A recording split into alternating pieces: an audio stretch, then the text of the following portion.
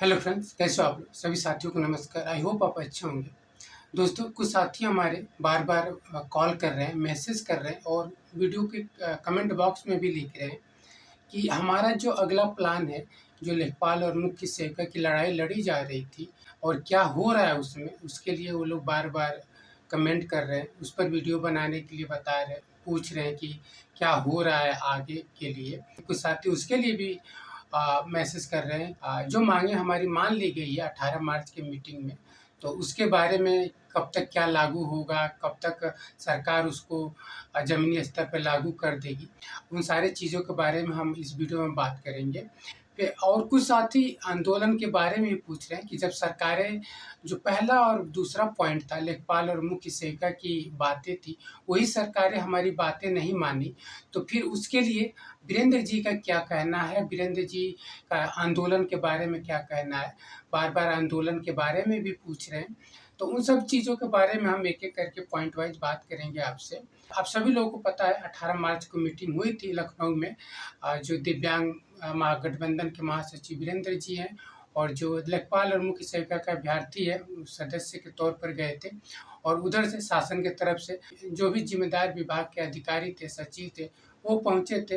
राज्यपाल महोदया के सचिव आए थे, दिव्यांग मंत्री नरेंद्र कश्यप जी आए थे। तो उन सारी चीज़ों में जो भी हमारी बातें हुई, वार्ता हुई, वहाँ पे बातें रखी गई।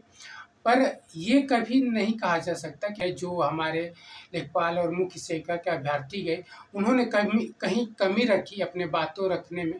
पर दिक्कत ये हुआ कि जो अध्यक्षता कर रहे थे, उन्होंने ही कोई दबाव नहीं बनाया उस मीटिंग में। उन अभ्यर्थियों का जवाब दें, जो उन्होंने तर्क रखा, जो अपनी बातें रखी, उन बातों का वो लोग जवाब दें।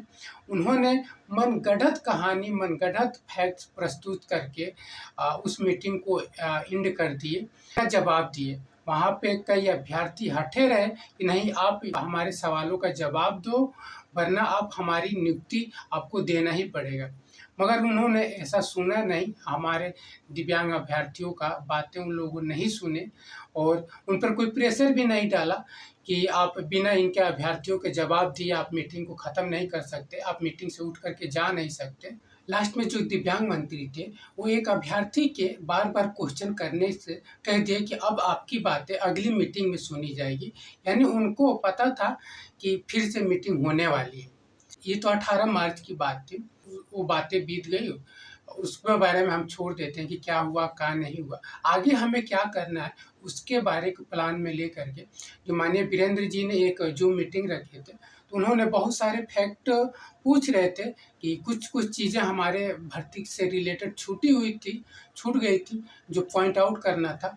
तो उसी सिलसिले में हमारे कुछ अभ्यर्थी 23 मार्च को कानपुर गए थे, अपने सारे डॉक्यूमेंट्स वगैरह ले करके, जो भर्ती से रिलेटेड थी, जो सभी के लिए थी। 23 मार्च को कानपुर में माननीय मुख्यमंत्री जी का रैली भी था। तो हम लोग का ये था कि हम लोग चल रहे हैं, अगर मान लीजिए रैली में हमको 2 मिनट भी समय मिल जाएगा, तो हम लोग अपना जो विज्ञापन है लेखपाल और मुख्य सेविका अभ्यर्थियों का, तो विज्ञापन मुख्यमंत्री जी के हाथ में दे दिया जाएगा। क्योंकि हम लोग 2 साल लगभग होने वाला है, मुख्यमंत्री जी से मिलने की कोशिश किया जा रहा है, मगर मुख्यमंत्री जी ने हम लोग को समय नहीं दिए हैं। तो उसी विचार से हम लोग गए कि चलो कम से कम रैली है, तो वहाँ पर ही तो अगर 2 मिनट का समय मिलेगा तो हम लोग अपना विज्ञापन दे देंगे माननीय जो वीरेंद्र जी हैं उनके माध्यम से। पर ऐसा हुआ नहीं। प्रशासन ने ऑलरेडी पहले से ही माननीय वीरेंद्र जी को हाउस अरेस्ट कर लिए थे। तो प्रशासन के माध्यम से ही, प्रशासन के लोग ही आकर के सेंट्रल पार्क में पहले से बैठे हुए थे, कहीं जाना अलाउ नहीं था माननीय वीरेंद्र जी को। तो प्रशासन खुद वहाँ से रैली में से आए थे लोग और सेंट्रल पार्क से ही विज्ञापन लेकर गए लेखपाल और मुख्य सेविका को। उसके बाद हम लोगों ने, जो माननीय वीरेंद्र जी ने कहा था कि हम फिर से इस लड़ाई को जारी रखेंगे, हम लेखपाल और मुख्य सेविका अभ्यर्थियों को न्याय दिलाने के लिए हर एक प्रयास करेंगे। तो उन्होंने हम लोग के सामने जो भी मेन पॉइंट था, कुछ चीज़ें जो छूटी थी, उनको उन्होंने पॉइंट आउट करके हम लोग के सामने लेटर तैयार किया गया और वो लेटर माननीय राज्यपाल जी को भेजा जा चुका है। टाइम मांगा गया है और वो लेटर मुख्यमंत्री जी को भी भेजा गया है। हमारी मांगों को पूरी करने के लिए समय मांगा गया है मीटिंग के लिए। तो देखिए क्या होता है उसमें राज्यपाल महोदया की तरफ से, कि क्योंकि अब लास्ट ऑप्शन उत्तर प्रदेश में राज्यपाल ही हैं, उन्हीं के निर्देश पे ये 18 मार्च वाली इतनी बड़ी मीटिंग हुई थी। इतना बड़ा मीटिंग कभी हुआ नहीं था दिव्यांगों को लेकर के, और उन्हीं के हस्तक्षेप की वजह से हुआ था। तो वही हमारी लास्ट ऑप्शन है, माननीय जो राज्यपाल जी हैं उन्हीं के माध्यम से फिर से हम लोग दोबारा प्रयास कर रहे हैं।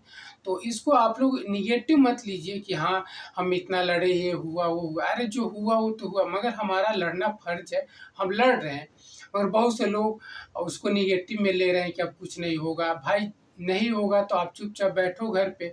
जिनका फर्ज है लड़ना, जो आप समझ रहे हैं कि हाँ उम्मीद रखे हैं वो लड़ रहे हैं, बाकी जो होगी सबके लिए होगी। ये तो बहुत बड़ी बात है कि आप लोग आंदोलन की बात तो बार बार कर रहे हैं कि माननीय वीरेंद्र जी से कहिए कि आंदोलन करें, अगर सरकार हमारी बातें नहीं सुन रही है तो जो लोग भी आंदोलन पर आते हैं, आंदोलन में 10-15 मुख्य सेविका के अभ्यर्थी आती थी, 20-25 लेखपाल अभ्यर्थी आते थे।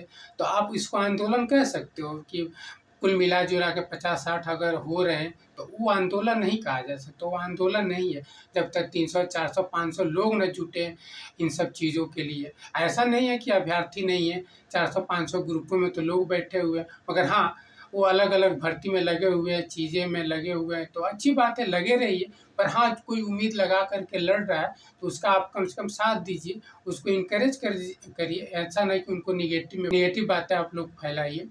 बाकी कोशिश जारी है, जो भी होगा। अगर माननीय वीरेंद्र जी धरने के लिए, आंदोलन के लिए आप लोग का आह्वान करेंगे तो ज़रूर आप लोग को इन्फॉर्म किया जाएगा। और जो लोग भी हमारे चैनल के माध्यम से जुड़े हैं, जो भी हमारे साथी हैं, वो प्लीज़ ज़रूर बताना कि आप लोग कितने एक्टिव हो आंदोलन को लेकर के। अगर सरकारें हमारी बातें नहीं मानती है, माननीय वीरेंद्र जी आंदोलन रखते हैं, तो उसके लिए आप लोग कितना एक्टिव हो, आप लोग आंदोलन में आएंगे, तो आप लोग ज़रूर कमेंट बॉक्स में लिखिएगा। और रही बात पढ़ाई लिखाई की, तो हम तो आप लोग से हाथ जोड़ कर के विनती कर रहे हैं सभी साथियों से कि आप लोग ज़रूर पढ़ाई कंटिन्यू रखिएगा, अपना उम्मीद ज़रूर ज़िंदा रखिएगा। जो भी हमारे साथी स्ट्रगल कर रहे हैं, बहुत मेहनत से पढ़ाई लिखाई की है, आप लोग के सामने कई भर्तियां हैं, चाहे रेलवे की हो, चाहे जो भी कैटेगरी अलाउ है, जो लोग भी अलाउ हैं, जो जूनियर असिस्टेंट की भर्तियां सामने दिख रही है, उन सब चीज़ों में आप लोग लगे रहिए। जूनियर असिस्टेंट है, एक बात कंफर्म है कि किसका चिन्हांकन है, किसका नहीं चिन्हांकन है, आप लोग टेंशन मत लीजिएगा, क्योंकि इन लोगों ने जो रूल फॉलो करके लेखपाल में किया है उसको अब ये लोग तोड़ नहीं सकते। क्योंकि जिनकी कैटेगरी चिन्हांकन हो या न हो, मगर वो अपने मूल कैटेगरी में अगर जाएंगे तो इनको लेना ही पड़ेगा। तो उसके लिए आप लोग परेशान मत होइएगा और जी जान लगा करके आप लोग पढ़ाई करिए। भाई शिक्षा एक ऐसी चीज़ है जो हमको न्याय दिला सकती है, और शिक्षा में हम पिछड़ जाएंगे तो फिर तो हमारा न्याय पाना बहुत मुश्किल हो जाएगा। जो भी 11 सूत्रीय मांगे मानी गई थी, उनमें से कुछ मांगों को लेकर के सरकार ने अपना सर्कुलर जारी कर दिया है। कुछ 1-2 चीज़ों पे जारी हुआ है, बाकी और सब चीज़ों पे बात विचार सरकार के अंदर चल रही है।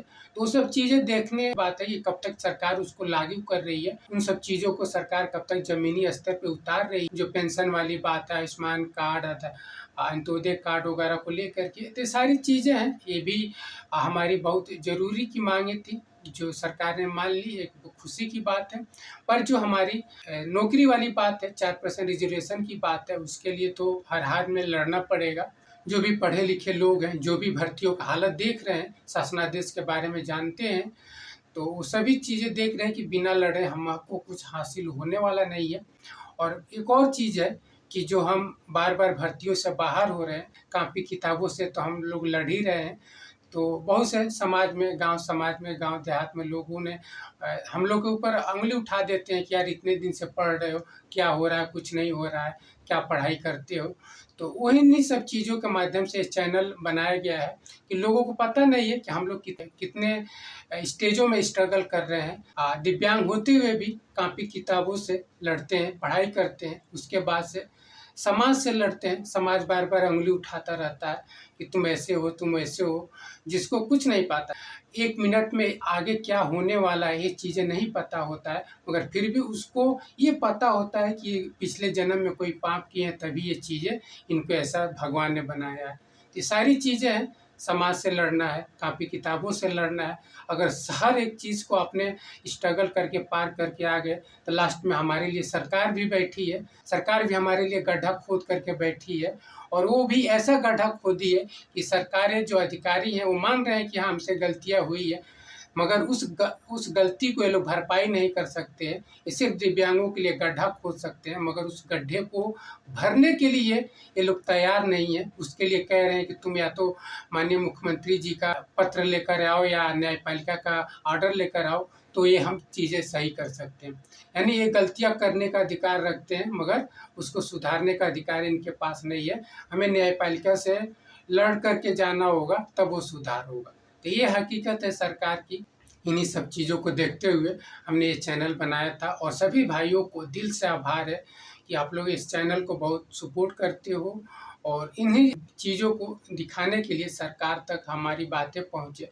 जो हमारे पर उँगली उठाते हैं उनको बताने के लिए कि हाँ हम कितने स्टेजों में स्ट्रगल कर रहे हैं, कहाँ स्ट्रगल कर रहे हैं। लोगों को लग रहा है कि हम लोग को नौकरी नहीं लग रही है तो हम लोग पढ़ाई लिखाई नहीं करते हैं। ये सारी चीज़ें हैं, हमने कोशिश की है, जितना भी कर सकते हैं अपने माध्यम से हम कर रहे हैं। बाकी आप सभी भाइयों का बहुत अच्छा सपोर्ट है इस चैनल के माध्यम से। और ये कभी मत सोचिएगा कि हमारी फर्स्ट प्रायोरिटी में चैनल है, कभी नहीं।